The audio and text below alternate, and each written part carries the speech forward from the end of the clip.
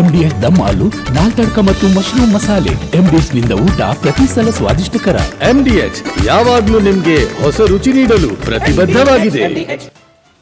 ನಮಸ್ಕಾರ, ಕರ್ನಾಟಕ ಪ್ರೈಮ್ ಟೈಮ್ಗೆ ಸ್ವಾಗತ. ನಾನು ಶ್ರೀಪಾದ್ ಪಾಟೀಲ್. ಸುದ್ದಿಗಳನ್ನು ನೋಡೋಣ. ರಾಜ್ಯ ಕಾಂಗ್ರೆಸ್ನಲ್ಲಿ ಇದೀಗ ಉಪಹಾರ ಪಾಲಿಟಿಕ್ಸ್ ಜೋರಾಗಿದೆ. ಮೊನ್ನೆ ಸಿದ್ದು ಸರದಿ, ನಾಳೆ DKಶಿ ಅವರ ಸರದಿ. ಈ ಬ್ರೇಕ್ಫಾಸ್ಟ್ ಮೀಟಿಂಗ್ ಹಿಂದೆ ಕಾಂಗ್ರೆಸ್ ಅಧಿನಾಯಕಿ ಸೋನಿಯಾ ಗಾಂಧಿಯವರ ಮಾಸ್ಟರ್ ಪ್ಲಾನ್ ಇದೆ ಅಂತೆ. ಹಾಗಿದ್ರೆ ಏನದು ಮಾಸ್ಟರ್ ಪ್ಲಾನ್? ಈ ವರದಿನ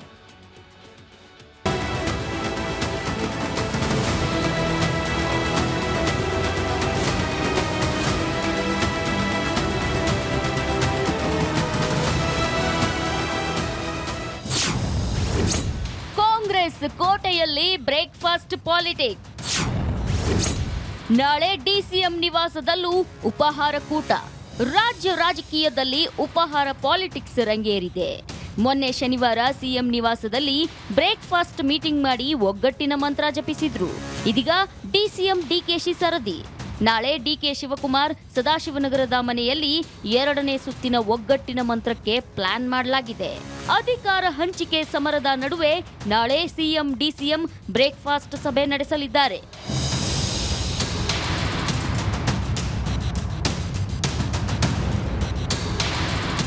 ಸರ್, ನಾಳೆ ಸಿದ್ದರಾಮಯ್ಯ ಅವ್ರನ್ನ ಬ್ರೇಕ್ಫಾಸ್ಟಿಗೆ ಕರೆದಿದ್ದೀರಾ ಅನ್ನೋಂಥದ್ದು ಸರ್?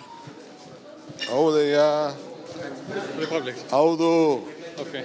ಬ್ರೇಕ್ಫಾಸ್ಟ್ ಕರೆದಿದ್ದೀನಿ. ಹಾಂ ಸರ್, ನಾಳೆ ಸಿದ್ದರಾಮಯ್ಯ ಅವ್ರನ್ನ ಬ್ರೇಕ್ಫಾಸ್ಟಿಗೆ ಕರೆದಿದ್ದೀರಾ ಅನ್ನೋಂಥದ್ದು ಸರ್? ಹೌದಯ್ಯ, ರಿಪಬ್ಲಿಕ್. ಹೌದು, ಓಕೆ. ಬ್ರೇಕ್ಫಾಸ್ಟ್ ಕರೆದಿದ್ದೀನಿ. ಹಾಂ, DCM ಬ್ರೇಕ್ಫಾಸ್ಟಿಗೆ ಕರೆದಿದ್ದಾರೆ ಸರ್, ಹೋಗ್ತೀರಾ ಸರ್? ಹೋಗ್ತೀನಿ. ಯಾಕೆ ಮೊನ್ನೆನೇ ಕರೆದಿದ್ರು. ಹೌದಪ್ಪ, ಕರೆದವ್ರೆ ಅಂತ ಎಷ್ಟು ಸಾರಿ ಹೇಳಿದ್ರಿ? ಕರೆದವ್ರೆ ಹೋಗ್ತಾ ಇದ್ದೀನಿ ಅಂತ ಹೇಳ್ತಾ ಇದ್ದೀನಿ. ಒಂದೆಡೆ ಸಿದ್ದರಾಮಯ್ಯ CM ಪಟ್ಟ ಬಿಡಲ್ಲ ಅಂತ ಪಟ್ಟು ಹಿಡಿದಿದ್ದಾರೆ. ಮತ್ತೊಂದೆಡೆ DKಶಿ ಕೂಡ ಅಧಿಕಾರ ಪಡೆದೇ ಸಿದ್ಧ ಅಂತ ಹಠಕ್ಕೆ ಬಿದ್ದಿದ್ದಾರೆ. ಇದರ ಮಧ್ಯೆ ಈ ಗದ್ದುಗೆ ಗುದ್ದಾಟದ ವರದಿ ಕಾಂಗ್ರೆಸ್ ನಾಯಕಿ ಸೋನಿಯಾ ಗಾಂಧಿ ಕೈ ಸೇರಿದೆ. ಇದರ ಬೆನ್ನಲ್ಲೇ 2ನೇ ಬ್ರೇಕ್ಫಾಸ್ಟ್ ಮೀಟಿಂಗ್ ತೀವ್ರ ಕುತೂಹಲ ಮೂಡಿಸಿದೆ. ಹಾಗಿದ್ರೆ ಈ ಉಪಹಾರದ ಗುಟ್ಟೇನು? ಉಭಯ ನಾಯಕರಿಗೆ ಸೋನಿಯಾ ಗಾಂಧಿ ಸಂದೇಶವೇನು ಅಂತ ನೋಡೋದಾದ್ರೆ, ಪವರ್ ಶೇರಿಂಗ್ ವರದಿ ಈಗಾಗಲೇ ಸೋನಿಯಾ ಗಾಂಧಿ ಕೈ ಸೇರಿದೆ. ಖುದ್ದು ಖರ್ಗೆ ಅವರೇ CM ಕುರ್ಚಿ ವಿಚಾರದ ವರದಿ ಕೊಟ್ಟಿದ್ದು ನೀವೇ ನಿರ್ಧಾರ ಮಾಡಬೇಕು ಅಂತ ಮನವಿ ಮಾಡಿದ್ದಾರೆ. ಮಲ್ಲಿಕಾರ್ಜುನ ಖರ್ಗೆ ಮನವಿಗೆ ಸೋನಿಯಾ ಗಾಂಧಿ ಕೂಡ ಅಸ್ತು ಎಂದಿದ್ದು ಶೀಘ್ರವೇ ಇತ್ಯರ್ಥ ಮಾಡೋ ಭರವಸೆ ಕೂಡ ನೀಡಿದ್ದಾರೆ. ಅಲ್ಲಿಯವರೆಗೆ ಯಥಾಸ್ಥಿತಿ ಕಾಪಾಡಲು CM DCMಗೆ ಸೂಚನೆ ಕೂಡ ಕೊಟ್ಟಿದ್ದಾರೆ.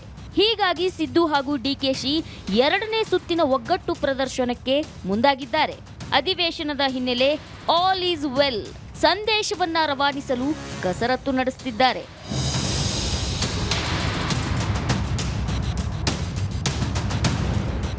ಕಾಂಗ್ರೆಸ್ ಅಧಿನಾಯಕಿ ಮಧ್ಯಪ್ರವೇಶದಿಂದ ಕುರ್ಚಿ ಕದನಕ್ಕೆ ತಾತ್ಕಾಲಿಕ ಬ್ರೇಕ್ ಬಿದ್ದಿದೆ. ಇನ್ನೆರಡು ದಿನಗಳಲ್ಲಿ ಶಾಶ್ವತ ಬ್ರೇಕ್ ಬೀಳುತ್ತಾ ಅಥವಾ ಮತ್ತೆ ಈ ಪವರ್ ಫೈಟ್ ಮುಂದುವರಿಯುತ್ತಾ ಕಾದು ನೋಡಬೇಕು. Bureau report, republic Kannada. ಎಲ್ಲರ ಚಿತ್ತ ನಾಳಿನ ಆ ಬ್ರೇಕ್ಫಾಸ್ಟ್ನತ್ತ. ಕೋಳಿ ಸಾರಿನ ಜೊತೆಗೆ ಮಾತು ಜೋರಾಗಿರುತ್ತಾ ಅನ್ನೋಂಥ ಪ್ರಶ್ನೆ ಇದೆ. ನಾಳೆ ಸಿದ್ದರಾಮಯ್ಯ ಅವರಿಗೆ ಭರ್ಜರಿ ಬಿಸಿ ಬಿಸಿ ಬಾಡೂಟವನ್ನ ರೆಡಿ ಮಾಡಿಟ್ಕೊಳ್ತಿದ್ದಾರೆ DK ಶಿವಕುಮಾರ್ ಅವರು. ಆತಿಥ್ಯದಲ್ಲಿ ಯಾವುದೇ ರೀತಿಯ ಕಮ್ಮಿ ಕೊರತೆ ಆಗಬಾರದು. ಸಿದ್ದರಾಮಯ್ಯ ಅವರಿಗೆ ನೆಚ್ಚಿನ ನಾಟಿ ಕೋಳಿಯ ಭಕ್ಷ್ಯ ಭೋಜನವನ್ನ ಸಿದ್ಧ ಮಾಡ್ಕೊಳ್ತಾ ಇದ್ದಾರೆ DCM DK ಶಿವಕುಮಾರ್ ಅವರು. ಉಪಮುಖ್ಯಮಂತ್ರಿಗಳ ಮನೆಗೆ ಮುಖ್ಯಮಂತ್ರಿಗಳು ಬರ್ತಾ ಇದ್ದಾರೆ ಅಂತಂದ್ರೆ ಏನ್ ತಮಾಷೆನ? ಹಬ್ಬ ಸಂಭ್ರಮ ಸಡಗರ DK ಶಿವಕುಮಾರ್ ಅವ್ರ ಮನೆಯಲ್ಲಿ. ಸಿದ್ದರಾಮಯ್ಯ ಅವ್ರನ್ನ ಬೆಳಗಿನ ಉಪಹಾರಕ್ಕೆ DK ಶಿವಕುಮಾರ್ ಅವರು ಆಹ್ವಾನಿಸಿದ್ದಾರೆ. ಸಿದ್ದರಾಮಯ್ಯ ಅವರು ಓಕೆ ಎಂದಿದ್ದಾರೆ. ಸೊ ನಾಟಿ ಕೋಳಿ ನಾಷ್ಟ ಹಿಂದೆ ಬಿಸಿ ಬಿಸಿ ಚೇರ್ವಾರ್ನ ಚರ್ಚೆಯೂ ಕೂಡ ಆಗುತ್ತಾ ಅನ್ನುವಂಥದ್ದನ್ನ ನಾವು ಯಾವುದೇ ಕಾರಣಕ್ಕೂ ಅಲ್ಲಗಳೆಯುವಂತಿಲ್ಲ. ಚೌಚೌಬಾತು, ಕೇಸರಿ ಬಾತು, ಇಡ್ಲಿ, ವಡೆ, ಸಾಂಬಾರ್, ಚಟ್ನಿ, ಇದರ ಜೊತೆಗೆ ಮೊನ್ನೆ ಚೇರ್ವಾರ್ ಅಂತೂ ಆಗಿದೆ. ಚೇರ್ವಾರ್ನ ಚರ್ಚೆಯೂ ಆಗಿದೆ. ಇವತ್ತು ಅಂದರೆ ನಾಳೆ ಅದರ 2ನೇ ಭಾಗ. ನಾಳೆಯೂ ಕೂಡ ಗ್ಯಾಪಲ್ಲಿ DCM DK ಶಿವಕುಮಾರ್ ಅವರು ಚೇರ್ವಾರ್ನ ವಿಚಾರವನ್ನ ಚರ್ಚೆ ಮಾಡ್ತಾರೆ ಅಂತ ಹೇಳಲಾಗ್ತಾ ಇದೆ. ಹಾಗಿದ್ದರೆ ಮತ್ತೆ ಮುಖ್ಯಮಂತ್ರಿಗಳ ಮನವೊಲಿಸುವ ಪ್ರಯತ್ನವನ್ನ DK ಶಿವಕುಮಾರ್ ಅವರು ಮಾಡ್ತಾರಾ? ಅವರದ್ದೇ ಮನೆ, ಎಲ್ಲ ರೀತಿಯ ವಾತಾವರಣವೂ ಕೂಡ ಕೂಲ್ ಆಗಿರುತ್ತೆ. ಸೊ ಗ್ಯಾಪ್ ನಡ್ಕೊಂಡು DK ಶಿವಕುಮಾರ್ ಅವರು ಟವಲ್ ಹಾಕೇ ಬಿಡ್ತಾರೆ. ಸಾರ್ ಮತ್ತೆ CM ಸೇರ್ದು ಏನ್ ಮಾಡೋಣ ಅಂತ. ನಾಟಿ ಕೋಳಿ ಸಾರು ತಿಂದು ಸಂಧಾನಕ್ಕೆ ಒಪ್ತಾರ CM ಸಿದ್ದರಾಮಯ್ಯ ಅವರು. ಆಯ್ತು ಜನವರಿಗೆ ನೋಡೋಣ ಬಿಡು ಅಂದ್ರು ಅಂದ್ರೆ ಹೇಳಕ್ಕಾಗಲ್ಲ, ರಾಜಕಾರಣ ಇದು. ಸೊ 2026ಕ್ಕೆ DK ಶಿವಕುಮಾರ್ CM ಆಗೋದಕ್ಕೆ ನಾಳೆ ಬ್ರೇಕ್ಫಾಸ್ಟ್ ಮೀಟಿಂಗ್ ವೇದಿಕೆಯನ್ನ ಸಿದ್ಧಪಡಿಸುತ್ತಾ, ನಾಳೆ ಸ್ಟೇಜ್ ರೆಡಿ ಆಗುತ್ತಾ? ಅಂದುಕೊಂಡಂತೆ ಆದರೆ ಜನವರಿ ನಂತರ DK ಶಿವಕುಮಾರ್ ಅವರಿಗೆ ಶುಕ್ರ ದಶೆ ಆರಂಭ ಆಗ್ಬಿಡುತ್ತಾ ಅಂತ. ಸೊ ಎಲ್ಲರ ಚಿತ್ತ ನಾಳೆಯ CM DCM ಬ್ರೇಕ್ಫಾಸ್ಟ್ ಮೀಟಿಂಗ್ ನತ್ತ ಏನಾಗ್ಬೋದು? DK ಶಿವಕುಮಾರ್ ಅವರ ಮನೆಯಲ್ಲಿ ಅದೃಷ್ಟ ಖುಲಾಯಿಸಿ ಚೇರ್ DK ಶಿವಕುಮಾರ್ ಅವರು ಮನೆಗೆ ಹುಡುಕೊಂಡು ಹೋಗ್ಬೋದಾ, ಅಥವಾ ಸಿದ್ದರಾಮಯ್ಯ ಅವರು ಇನ್ನಷ್ಟು ಗಟ್ಟಿ ಮಾಡಿಕೊಂಡು 2.5 ವರ್ಷ ಮಾಡ್ಬಿಡ್ತೀನಿ ಬಿಡಯ್ಯ ಅಂತ ಹೇಳಿ ಬರ್ತಾರಾ? ನೋಡೋಣ ಏನಾಗುತ್ತೆ ಅಂತ. ಇನ್ನು ನೆಕ್ಸ್ಟ್, ಕರ್ನಾಟಕದಲ್ಲಿ CM ಬದಲಾವಣೆಯ ಸದ್ದು ಸದ್ಯಕ್ಕೆ ನಿಂತಿದೆ. ಆದರೆ ಈಗಾಗಲೇ ಯಾವ ರೀತಿಯ ಚರ್ಚೆಗಳಾಗ್ತಾ ಇದೆ, ಅಗಿಷ್ಟಿಕೆಯೊಳಗಿನ ಬೆಂಕಿಯಂತೆ ಕುರ್ಚಿ ಕದನ ಒಳಗೊಳಗೆ ಕುದಿತಾನೇ ಇದೆ. ಬೆಂಕಿ ಇದೆ ಒಳಗಡೆ, ಮೇಲ್ಗಡೆ ಕಾಣಿಸ್ತಾ ಇಲ್ಲ. ಈ ನಡುವೆ CM DCMಗೆ ಹೈಕಮಾಂಡ್ ಕೂಡಿ ಬಾಳಿದರೆ ಸ್ವರ್ಗ ಸುಖ ಅನ್ನುವಂಥ ನೀತಿ ಪಾಠವನ್ನ ಹೇಳಿದ್ದು DK ಬಾಯಲ್ಲಿ CM ಮೇಲೆ ಸಹೋದರನ ಅಕ್ಕರೆ ಉಕ್ಕಿದೆ.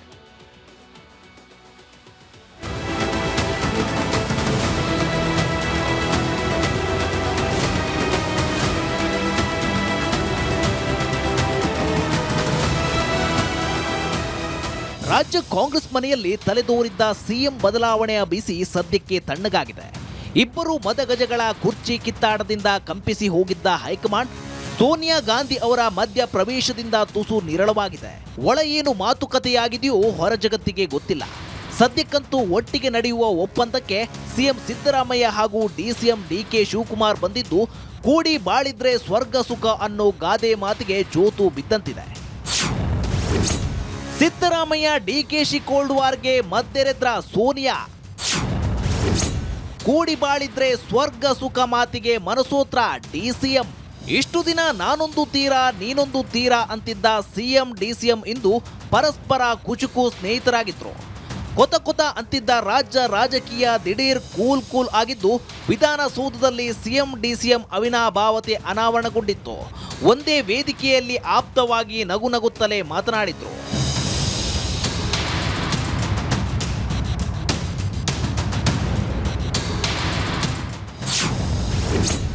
ಸಿದ್ದರಾಮಯ್ಯ ಮೈ ಬ್ರದರ್ಸ್ ಅಂದ್ರು DCM DKಶಿ. ಕಾರ್ಯಕ್ರಮಕ್ಕೂ ಮುನ್ನ ವಿಧಾನಸೌಧದ ಮುಂಭಾಗ ಮಾತನಾಡಿದ ಉಪಮುಖ್ಯಮಂತ್ರಿ DKಶಿ, ನಾನು ಮತ್ತು ಸಿದ್ದರಾಮಯ್ಯ ಸಹೋದರರಂತೆ ಇದ್ದೇವೆ, ಒಟ್ಟಿಗೆ ಕೆಲಸ ಮಾಡ್ತೇವೆ ಎಂದು ಹೇಳಿದ್ರು. ಅಲ್ಲಪ್ಪ, ಅದು ನಂದು CMದು ಸಂಬಂಧಪಟ್ಟಂತ ವಿಚಾರ. ನಾವಿಬ್ರು ಬ್ರದರ್ಸ್ ತರ ಕೆಲಸ ಮಾಡ್ಕೊಂಡು ಹೋಗ್ತಾ ಇದ್ದೀವಿ. ನನಗೆ ಅವರು ಯಾವಾಗಲೂ ನಾವು ನಿಮ್ಮ ಒತ್ತಡಕ್ಕೆ ನಾವು ಓದೋ ಅಷ್ಟೇ, ನಮ್ಗೇನು ಅವಶ್ಯಕತೆ ಇರಲಿಲ್ಲ. ನಾವ್ ಯಾವ್ದು ನೀವು ಹೇಳ್ತಾ ಇದೀರಲ್ಲ ಗುಂಪು, ಯಾವ ಗುಂಪು ಇಲ್ಲ, ಏನಿಲ್ಲ. ನೀವು ಗುಂಪು ಮಾಡ್ತಾ ಇದ್ದೀರಿ. ಹುಟ್ಟುವಾಗ ಒಬ್ಬನೇ, ಸಾಯುವಾಗಲೂ ನಾನು ಒಬ್ಬನೇ. ಕಾಂಗ್ರೆಸ್ನೊಳಗಿನ ಗುಂಪುಗಾರಿಕೆ ಬಗ್ಗೆ ಮಾರ್ಮಿಕವಾಗಿ ಮಾತನಾಡಿದ DKಶಿ, ಹುಟ್ಟುವಾಗಲೂ ನಾನು ಒಬ್ಬನೇ, ಸಾಯುವಾಗಲೂ ನಾನು ಒಬ್ಬನೇ ಎಂದು ಹೇಳಿದ್ರು. ನಾನು ಯಾವ ಗುಂಪು ಇಲ್ಲ, ನನ್ನ ಜೊತೆ 140 ಜನ ಇದ್ದಾರೆ.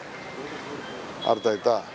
ಯಾರು ಹುಟ್ಟುವಾಗ ಒಬ್ಬನೇ ಹುಡ್ತೀವಿ, ಸಾಯುವಾಗ ಒಬ್ಬರೇ ಇರ್ತೀವಿ. ಬಟ್ ಪಾರ್ಟಿ ಅಂತ ಅಂದಮೇಲೆ ಎಲ್ಲರೂ ಒಟ್ಟಿಗೆ ತೆಗೆದುಕೊಂಡು ಹೋಗ್ತೀವಿ. ಸೊ ಅದರಿಂದ ನೀವೇನು ಚಿಂತೆ ಮಾಡಕ್ಕೆ ಹೋಗಬೇಡಿ. ಸಿದ್ದರಾಮಯ್ಯ ಮತ್ತು DKಶಿ ಬಹಿರಂಗವಾಗಿ ಸ್ನೇಹದ ಕೈ ಚಾಚಿದ್ದಾರೆ. ಆದರೆ ಹೈಕಮಾಂಡ್ ಅಷ್ಟಕ್ಕೆ ಸುಮ್ಮನೆ ಕುಳಿತಿಲ್ಲ. ಸದ್ಯಕ್ಕೆ ಶಮನಗೊಂಡಿರುವ ಬೆಂಕಿ ಯಾವುದೇ ಸಂದರ್ಭದಲ್ಲಾದರೂ ಭುಗಿಲೇಳಬಹುದು ಎಂಬುದು ಗೊತ್ತಿದೆ. ಅದೇ ಕಾರಣಕ್ಕೆ ಈಗ ಹೊರಹೊಲಿಗೆ ಹಾಕಿದ ನಂತರ ಒಳ ಹೊಲಿಗೆಗಳನ್ನ ಹಾಕಿ ಪಕ್ಷವನ್ನ ಕರ್ನಾಟಕ ನಿಟ್ಟಿನಲ್ಲಿ ಸೇಫ್ ಮಾಡಲು ಮುಂದಾಗಿದೆ. News desk, republic Kannada. ಇನ್ನು ಕಾಂಗ್ರೆಸ್ನಲ್ಲಿ ನಡೀತಾ ಇರುವಂತಹ ಕುರ್ಚಿ ಫೈಟ್ಗೆ ತಾತ್ಕಾಲಿಕ ವಿರಾಮ ಬಿತ್ತು ಅನ್ನೋ ಹೊತ್ತಲ್ಲೇ ಮತ್ತೊಂದು ಸುಂಟರಗಾಳಿ ಎದ್ದಿದೆ. ಅಧಿವೇಶನ ಮುಗಿದ ಬಳಿಕ ರಾಜಕೀಯ ಕ್ರಾಂತಿಯ ಬಗ್ಗೆ ಸಿಎಂ ಬಣದ ಶಾಸಕರೇ ಸುಳಿವು ನೀಡಿದ್ದಾರೆ. ಇದು ಹೊಸ ಆಯಾಮಕ್ಕೆ ಕಾರಣ ಆಗ್ತಾ ಇದೆ. ನೋಡ್ಕೊಂಬನ್ನಿ.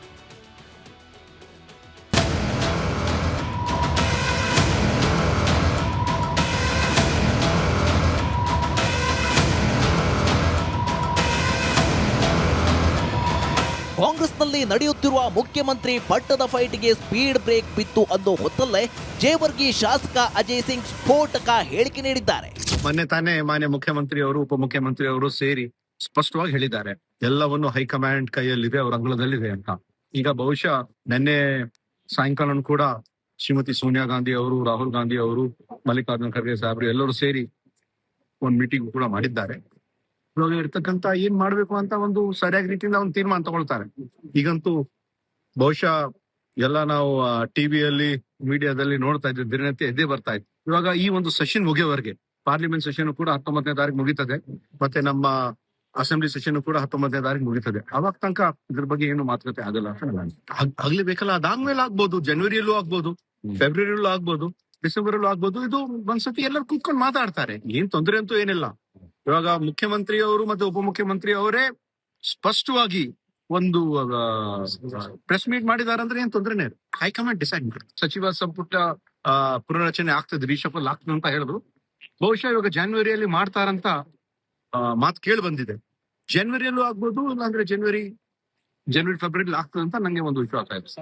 ಇನ್ನು ಜೇವರ್ಗಿ ಶಾಸಕ ಅಜಯ್ ಸಿಂಗ್ ಹೇಳಿಕೆಗೆ ಸಿಎಂ ಸಿದ್ದರಾಮಯ್ಯ ಅವರು ಪ್ರತಿಕ್ರಿಯೆ ನೀಡಿದ್ದು ಹೀಗೆ. ಅಜಯ್ ಸಿಂಗ್ ಹೇಳಿದ್ದಾರೆ ಸರ್ ಇವತ್ತು ಏರ್ಪೋರ್ಟ್ ಅಲ್ಲಿ. ರಿಯಾಕ್ಟ್ ಮಾಡೋಣ. ಅವ್ರೇನ್ ಚೀಫ್ ಮಿನಿಸ್ಟರ್ ಹೈಕಮಾಂಡ್, ಅವ್ರ ಹೈಕಮಾಂಡ್ ಏನಮ್ಮ ನಡಿ ಅವ್ರಿಗೇನಪ್ಪ.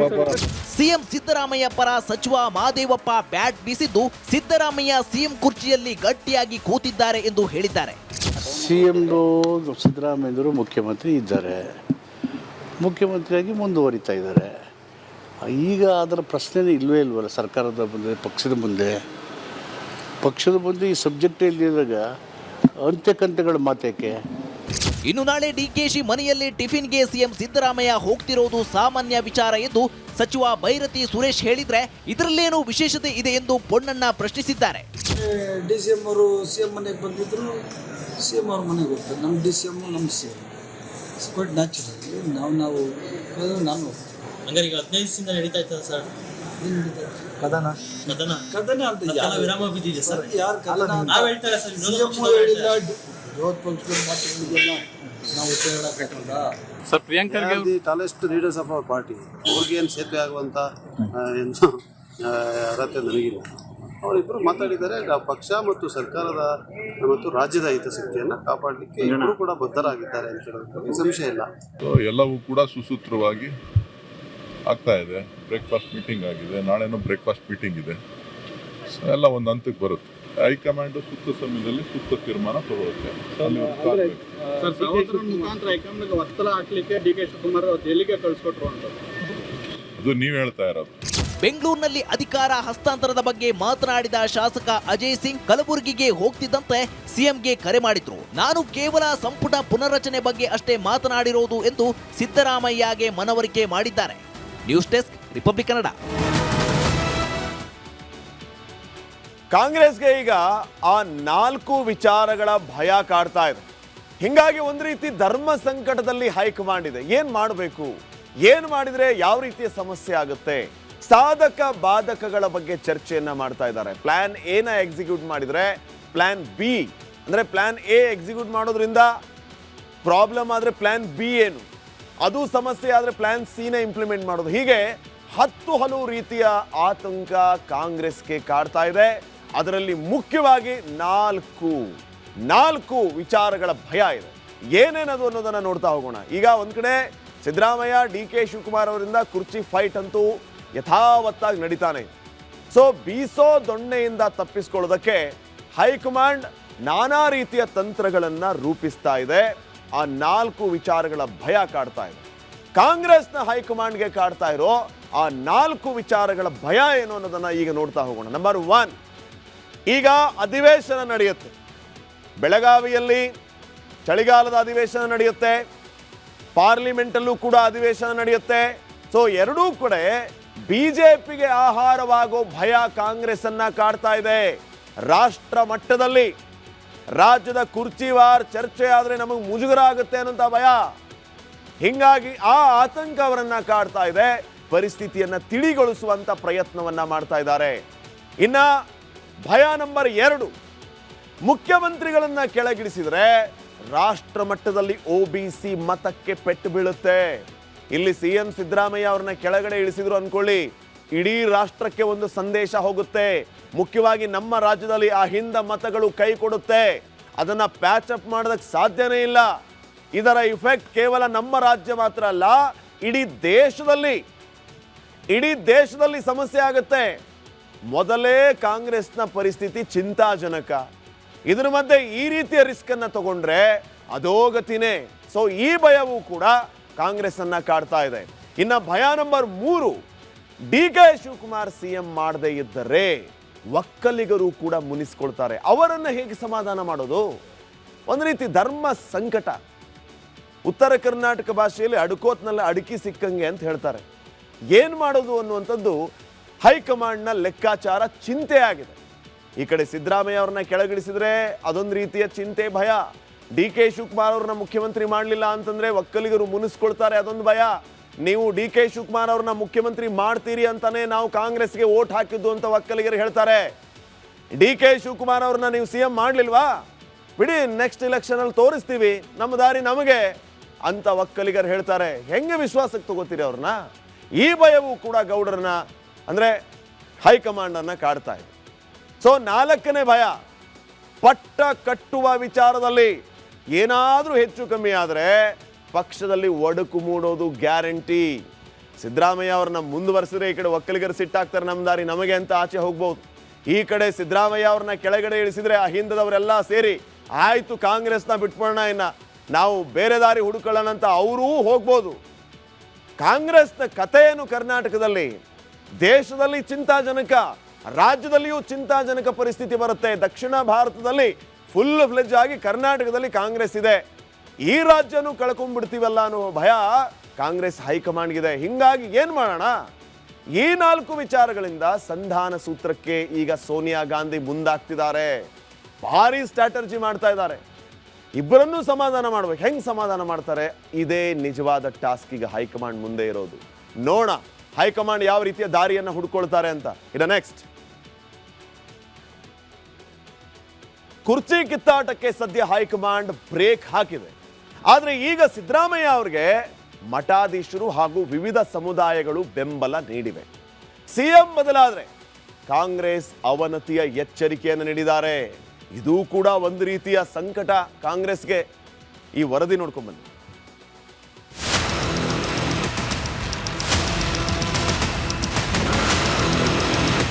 ನಾಳೆ ಸಿದ್ದರಾಮಯ್ಯ ಎದುರು ಹಾಕೊಂಡು ಗೆದ್ದು ಬಂದು CM ಬೆಂಬಲಕ್ಕೆ ಮಠಾಧೀಶರು, ಕುರುಬ ಸಂಘ. ಸಿದ್ದರಾಮಯ್ಯ ಅವರನ್ನ ಮುಟ್ಟಿದ್ರೆ ಹೊಸ ಪಕ್ಷ ಉದಯ. CM ಕುರ್ಚಿ ಬದಲಾವಣೆ ಜಟಾಪಟಿ ಕೇವಲ ರಾಜಕೀಯ ಮೇಲಾಟಕ್ಕೆ ಸೀಮಿತವಾಗಿಲ್ಲ. ಇದೀಗ ಕುರ್ಚಿ ಕದನಕ್ಕೆ ಸ್ವಾಮೀಜಿಗಳು ಹಾಗೂ ವಿವಿಧ ಮಠಾಧೀಶರು ಎಂಟ್ರಿ ಕೊಟ್ಟಿದ್ದಾರೆ. ಅದರಲ್ಲೂ CM ಸಿದ್ದರಾಮಯ್ಯ ಪರ ಕುರುಬ ಸಮುದಾಯ ಒಗ್ಗಟ್ಟಾಗಿ ಅಖಾಡಕ್ಕೆ ಇಳಿದಿದೆ. CM ಬದಲಾವಣೆಗೆ ಬಿಡೋದಿಲ್ಲ ಅಂತ ಪಟ್ಟು ಹಿಡಿದಿವೆ.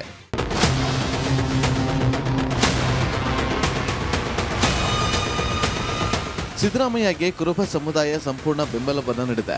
ಕಾಂಗ್ರೆಸ್ನಲ್ಲಿ ಸಿದ್ದರಾಮಯ್ಯ ಬಿಟ್ಟರೆ ಮಾಸ್ ಲೀಡರ್ ಇಲ್ಲ. ಅವಶ್ಯಕತೆ ಬಂದರೆ ರಾಜ್ಯದಲ್ಲಿ ಹೊಸ ಪ್ರಾದೇಶಿಕ ಪಕ್ಷ ಸ್ಥಾಪಿಸುವುದಾಗಿ ಹೈಕಮಾಂಡ್ಗೆ ಕುರುಬ ಸಂಘ ಎಚ್ಚರಿಕೆ ಕೊಟ್ಟಿದೆ. ನಾಳೆ ಸಿದ್ದರಾಮಯ್ಯ ಎದುರು ಹಾಕೊಂಡು ಗೆದ್ದು ಬಂದು ಅದು ತಾಕತ್ ಯಾರಿಗಿಲ್ಲ. ಕಾಂಗ್ರೆಸ್ ಸಿದ್ದರಾಮಯ್ಯ ಜೀರೋ ರೀ, ಕರ್ನಾಟಕದಲ್ಲಿ ಜೀರೋ. ಯಡಿಯೂರಪ್ಪನ ತೆಗೆದು BJP ಹೆಂಗ್ ಜೀರೋ ಆಯಿತು KGF ಮಾಡಿದಾಗ 40 ಸೀಟ್ಗೆ ಬಂತಲ್ಲ, ಅದೇ ಪರಿಸ್ಥಿತಿ ಕಾಂಗ್ರೆಸ್ ಬರ್ತದೆ ಮುಂದಿನ ದಿನಗಳಲ್ಲಿ. CM ಸಿದ್ದರಾಮಯ್ಯ ಪರ ರೇವಣ ಸಿದ್ದೇಶ್ವರ ಮಠದ ಬಸವರಾಜ ಸ್ವಾಮೀಜಿ ಧ್ವನಿ ಎತ್ತಿದ್ದಾರೆ. ಇನ್ನು 2.5 ವರ್ಷ ಸಿದ್ದರಾಮಯ್ಯ ಅವರೇ ಮುಖ್ಯಮಂತ್ರಿ ಆಗಿರಬೇಕು ಅಂದಿದ್ದಾರೆ. ನಾವು ಕೂಡ ಸಿದ್ದರಾಮಯ್ಯನವ್ರು ಇರಬೇಕು, ಇನ್ನೂ 2.5 ವರ್ಷ ಅನೇಕ ಕಾರ್ಯಕ್ರಮಗಳು ಕೊಡಬೇಕು. ನಾವು ಯಾವ ಭಾಷೆ ಕೊಟ್ಟ ಮೇಲೆ ನಾವೆಲ್ಲರೂ ಒಮ್ಮತದಿಂದ ಅವರನ್ನು ಒಪ್ಕೊಂಡ್ವಿ ಅಥವಾ ಆಯ್ಕೆ ಮಾಡಿದ್ವಿ, ಆ ಥರ ಆ ವಿಚಾರಗಳಿಗೆ ವಿರುದ್ಧವಾಗಬಾರ್ದು ಅಂತ ನಮ್ಮದು ಅಷ್ಟ ಭಾವನೆ. ಸಿಎಂ ಸಿದ್ದರಾಮಯ್ಯಗೆ ಹಾಲುಮತ ಪವರ್. ಸಿದ್ದರಾಮಯ್ಯ ಅವರಿಗೆ ಹಾಲುಮತ ಸಮುದಾಯ ಕೂಡ ಬೆಂಬಲವನ್ನು ನೀಡಿದೆ. ಸಿದ್ದರಾಮಯ್ಯ ಅವರಿಗಿಂತ ಮೇಧಾವಿ ನಾಯಕ ಬೇರೆ ಯಾರೂ ಇಲ್ಲ ಅಂದಿದ್ದಾರೆ. ಸಿದ್ದರಾಮಯ್ಯನವರಷ್ಟು ಸಂಭಾಳಿಸಿಕೊಂಡು ಹೋಗ್ತಕ್ಕಂಥ ಒಬ್ಬ ಮುಖ್ಯಮಂತ್ರಿ ನಮ್ಮ ಕೇಂದ್ರ ಸರ್ಕಾರ, ನಮ್ಮ ಕೇಂದ್ರದ ಪಕ್ಷಕ್ಕೂ ಕೂಡ ಹೆಸರು ತರ್ತಕ್ಕಂಥ ಕೆಲಸವನ್ನು ಮಾಡ್ತಕ್ಕಂಥ ಶಕ್ತಿ ಸಾಮರ್ಥ್ಯ ಇರೋದು ಸಿದ್ದರಾಮಯ್ಯರೊಬ್ಬರಿಗೆ. ಕುರ್ಚಿ ಕಾಳಗಕ್ಕೆ ಸ್ವಾಮೀಜಿಗಳು ಸೇರಿ ವಿವಿಧ ಸಮುದಾಯಗಳು ಎಂಟ್ರಿ ಕೊಟ್ಟಿದ್ದು ಸಿದ್ದರಾಮಯ್ಯ ಬದಲಾವಣೆ ಮಾಡಬಾರದು ಅಂತ ಪಟ್ಟು ಹಿಡಿದಿದ್ದಾರೆ. ಆದರೆ ಹೈಕಮಾಂಡ್ ಕೈಯಲ್ಲಿ ಸಿಎಂ ಪಟ್ಟದ ಭವಿಷ್ಯವಿದ್ದು ಯಾರಿಗೆ ಲಕ್ ಯಾರಿಗೆ ಶಾಕ್ ಅನ್ನೋದು ಶೀಘ್ರದಲ್ಲೇ ಗೊತ್ತಾಗಲಿದೆ. Bureau report, republic Kannada. ಇನ್ನು ಸಿದ್ದರಾಮಯ್ಯ ಡಿಕೆಶಿ ನಡುವಿನ ಪವರ್ ಫೈಟ್ ಅಲ್ಲಿ ಇದೀಗ ಪ್ರದೇಶವಾರು ಅಭಿವೃದ್ಧಿಯ ಚರ್ಚೆ ಮುನ್ನೆಲೆಗೆ ಬರ್ತಾ ಇದೆ. ಡಿಕೆ ಶಿವಕುಮಾರ್ ಸಿಎಂ ಆದ್ರೆ ಉತ್ತರ ಕರ್ನಾಟಕ ಅಭಿವೃದ್ಧಿ ಆಗುತ್ತೆ ಅಂತ ಸ್ವಾಮೀಜಿಯೊಬ್ಬರು ಬ್ಯಾಟ್ ಬೀಸಿದ್ರು. ಕುರ್ಚಿ ಕದನ ಮತ್ತಷ್ಟು ಕಾವೇರುವಂತೆ ಮಾಡಿದ್ದಾರೆ.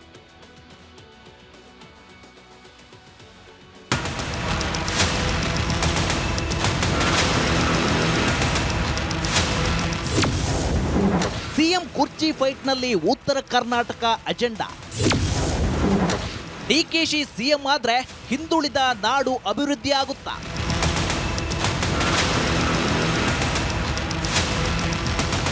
ಸಿದ್ದರಾಮಯ್ಯ ಡಿಕೆಶಿ ನಡುವಿನ ಪವರ್ ಗೇಮ್ ಪಾಲಿಟಿಕ್ಸ್ ದಿನದಿಂದ ದಿನಕ್ಕೆ ಮತ್ತಷ್ಟು ರೋಚಕತೆ ಪಡೆದುಕೊಳ್ತಿದೆ. ಸಿಎಂ ಡಿಸಿಎಂ ಪರ ಶಾಸಕರು ಸಚಿವರು ಮಾತ್ರವಲ್ಲ, ಸ್ವಾಮೀಜಿಗಳು ಸಹ ಅಖಾಡಕ್ಕಿಳಿದು ಭರ್ಜರಿ ಬ್ಯಾಟಿಂಗ್ ಮಾಡ್ತಿದ್ದಾರೆ.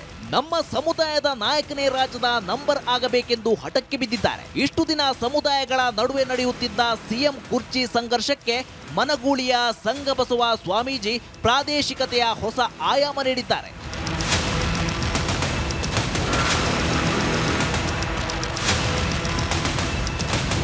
ಹೌದು, ಡಿಸಿಎಂ ಡಿಕೆ ಶಿವಕುಮಾರ್ ಪರ ಭರ್ಜರಿ ಬ್ಯಾಟಿಂಗ್ ಮಾಡಿದ ಸಂಘಬಸವ ಶ್ರೀಗಳು ಶಿವಕುಮಾರ್ ಎಲ್ಲರನ್ನೂ ಜೊತೆಗೆ ಕರೆದುಕೊಂಡು ಹೋಗುವ ನಾಯಕ.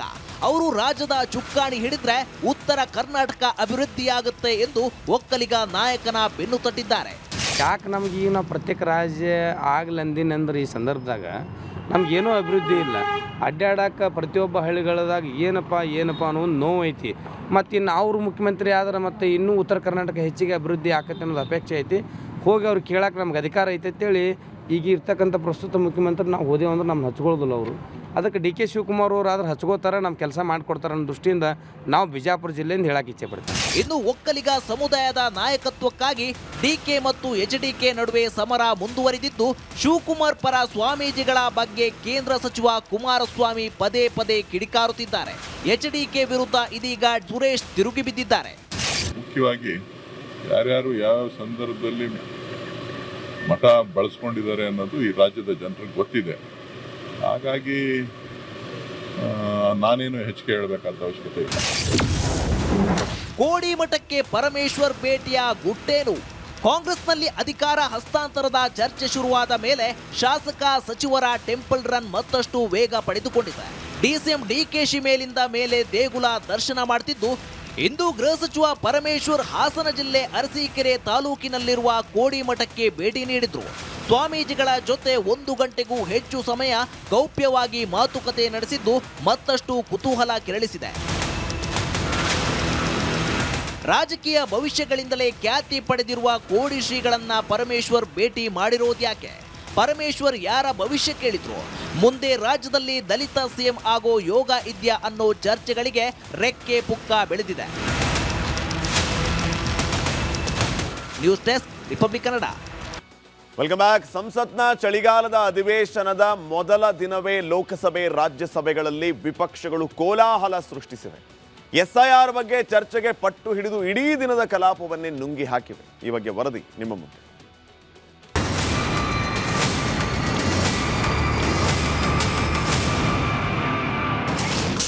ಚಳಿಗಾಲದ ಅಧಿವೇಶನದಲ್ಲಿ ಕೋಲಾಹಲ.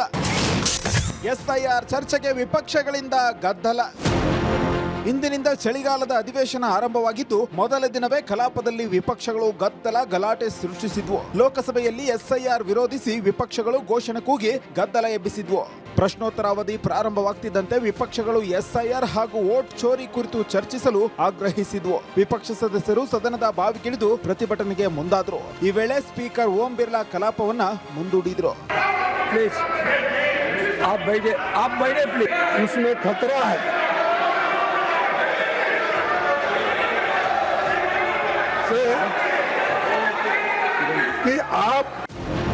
ಇನ್ನು ನೂತನ ಉಪರಾಷ್ಟ್ರಪತಿ ಸಿಪಿ ರಾಧಾಕೃಷ್ಣನ್ ಇದೇ ಮೊದಲ ಬಾರಿಗೆ ರಾಜ್ಯಸಭೆ ಸಭಾಪತಿಯಾಗಿ ಕಲಾಪವನ್ನ ಮುನ್ನಡೆಸುತ್ತಿದ್ದು ಇವರಿಗೆ ಸ್ವಾಗತಿಸಿದ್ರು. ಬಳಿಕ ರಾಜ್ಯಸಭೆ ಪ್ರತಿಪಕ್ಷ ನಾಯಕ ಮಲ್ಲಿಕಾರ್ಜುನ ಖರ್ಗೆ ಮಾತನಾಡಿದ್ರು. शुभकामनाएं देता हूं और मैं विश्वास भी कर देता हूं कि सभी इस सदन में बैठे हुए माननीय सदस्य ये उच्च सदन की गरिमा को संभालते हुए आपकी गरिमा की भी सदा सर्वदा चिंता करेंगे, मर्यादा रखेंगे, ये मैं आपको विश्वास दिलाता हूं. ಕಲಾಪ ಆರಂಭಕ್ಕೂ ಮುನ್ನ ವಿಪಕ್ಷಗಳಿಗೆ ಮೋದಿ ಟಾಂಗ್. ರಾಜ್ಯಸಭೆ ಕಲಾಪಕ್ಕೂ ಮುನ್ನ ಮಾತನಾಡಿದ ಪ್ರಧಾನಿ ಮೋದಿ ಕೆಲವರಿಗೆ ಬಿಹಾರ ವಿಧಾನಸಭೆ ಚುನಾವಣೆಯ ಸೋಲಿನ ನೋವು ಅರಗಿಸಿಕೊಳ್ಳಲಾಗ್ತಿಲ್ಲ ಎಂದು ಟಕ್ಕರ್ ಕೊಟ್ಟರು. बिहार के नतीजे इतना समय हो गया है तो अब थोड़ा संभल गए होंगे, लेकिन कल जो मैं बयानबाजी सुन रहा हूं उनकी, तो उसे लगता है कि पराजय ने उनको परेशान करके रखा है. रणनीति बदले, मैं टिप्स देने के लिए तैयार हूं उनको कैसे परफॉर्म करना चाहिए, लेकिन कम से कम सांसदों के हकों पर तराप मत लगाइए. ಮೊದಲ ದಿನದ ಅಧಿವೇಶನದಂದೇ ವಿಪಕ್ಷಗಳ ಗದ್ದಲ ಗಲಾಟೆಗೆ ಮುಂದೂಡಲಾಯಿತು. If you try to divide us, we will be more strong. No, इसमें खतरा है. Bureau report, republic Kannada. ಇದು ಇವತ್ತಿನ ಕರ್ನಾಟಕ ಪ್ರೈಮ್ ಟೈಮ್. ನೋಡ್ತಾ ಇರಿ ರಿಪಬ್ಲಿಕ್ ಕನ್ನಡ, ಇದು ನಿಮ್ಮ ಧ್ವನಿ. ನಮಸ್ಕಾರ. ಆರೋಗ್ಯ ಹಾಗೂ ನ್ಯೂಟ್ರಿಷನ್ ಸಿಗುತ್ತೆ, ನೋಡಿ ಬಾಡಿ ಸ್ಟ್ರಾಂಗ್ ಆಗುತ್ತೆ, ಸ್ವಲ್ಪ ತಿಂದು ಹಸಿವು ನಿಗುತ್ತೆ, ಡೈಜೆಷನ್ಗೆ ಇಲ್ಲ ಅಪಾಯ. MDH ಸೋಯಾಟಿ ಅಸಲಿ ಪ್ರೋಟೀನ್. MDH